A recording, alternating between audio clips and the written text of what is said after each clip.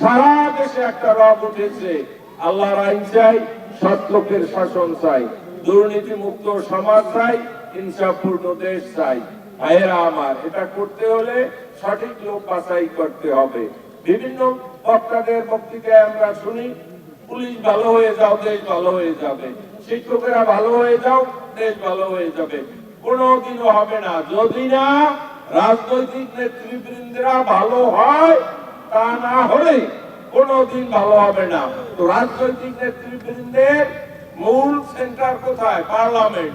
পার্লামেন্টে যদি ভালো লোক, সব লোক না পাঠানো যায়, তাহলে শিক্ষকরাও ভালো হবে না, পুলিশও ভালো হবে না, কোনো কিছুই ভালো হবে না। কাজেই আমাদেরকে এই রাজনৈতিক ময়দান সাফ করতে হবে, এবং সাফ করতে হলে সৎ লোক। সৎ লোক অটোমেটিক তৈরি হয় না। যাদের ভিতরে ঈমান নাই, আল্লাহর ভয় নাই, পরকালের বিশ্বাস নেই, হালাল হারামের পরোয়া নেই, অন্যের পয়সা, শত কোটি টাকার মালিক তিনজন ওয়াইফ, কারো শুনি একজন ব্রিটেনে ইউকেতে থাকে, খরচপাতি সেখানে দেয়, একজন আমেরিকা, একজন মালয়েশিয়া, একজন তুর্কি, এভাবে তারা পালন করে। এই টাকা কাদের?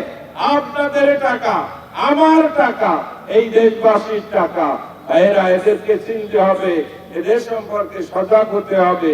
এই জন্য এবার সৎ লোকের, ভাইয়েরা আমার, আমাদের নেতা ডাক্তার শফিকুর রহমানের কৌশলে এবং বিভিন্ন বদান্যতায়, নমনীয়তায় এবার ইসলামী দলগুলো একটা ঐক্য করেছে, এখনো বজায় রয়েছে।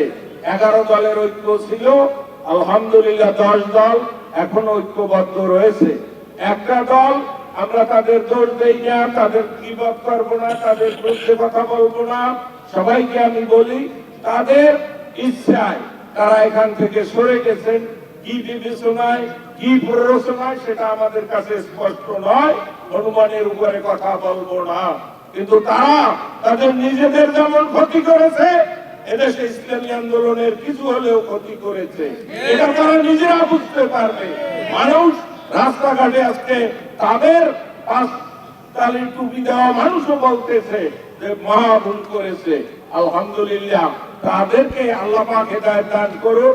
এই কথা আমাদের এখানে তারা যাকে প্রার্থী দিয়েছে, আমার স্নেহধন্য তরুণ, তার বাড়ি বরগুনা উপজেলায়, এখানে এখন বলতেছে বামনায় মামা বাড়ি ইত্যাদি ইত্যাদি। যাই হোক, তাদের লোকেরাও ইনশাআল্লাহ বুঝতে পেরে আমাদের সাথে ঐক্যবদ্ধ হওয়া শুরু করেছে।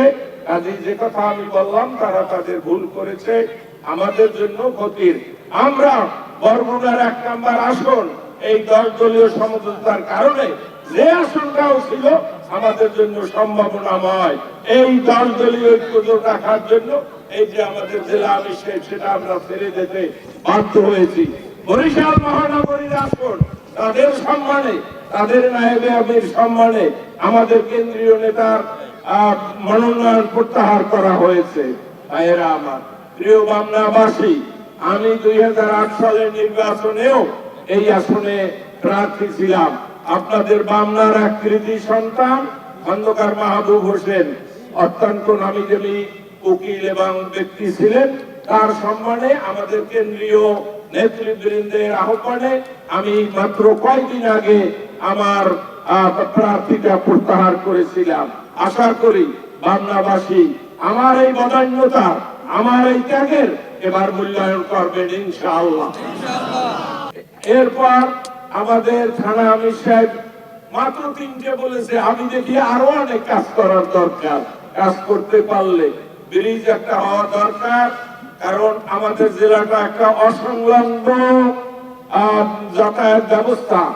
আমি বরিশাল ডিএজির সাথে সৌজন্য সাক্ষাৎ করেছি, উনি ময়মনসিংহের মানুষ, বলেন যে আপনার আসনটা এমন একটা বেখাপ্পা যাতায়াত, ভৌগোলিক অবস্থা, কোথায় সুন্দরবন, কোথায় বরিশালের নিয়ামতি, এ তো বড় বাংলাদেশে আর অন্য কোথাও নাই। ইভেন বরগুনার 1 নম্বর আসনও এদিক দিয়ে আমাদের চেয়ে একটু ভালো, কারণ বরগুনা এবং আমতলী একটা কিন্তু প্যারালাল লেভেলে, মানে সোজাসুজি। আমরা সেই বেতাগের উত্তর মাথা কোথায় আর পাথরঘাটার দক্ষিণ মাথায় কোথায়, কাজী এইখানে অবশ্যই একটা ব্রিজ হওয়া দরকার, ইনশাল্লাহ আমরা চেষ্টা করব। এরপরে নদী ভাঙ্গন, এটা আসলেই মারাত্মক। আমাদের অঞ্চলে, অন্যান্য অঞ্চলে দেশের নদী ভাঙ্গন প্রতিরোধে যেভাবে প্রচেষ্টা করা হয়েছে, আমাদের অঞ্চলে সঠিক সেরকম হয়নি। ইনশাআল্লাহ আল্লাহ যদি আমাকে সুযোগ দেয়, ব্যাপারে আমি কথা বলবো।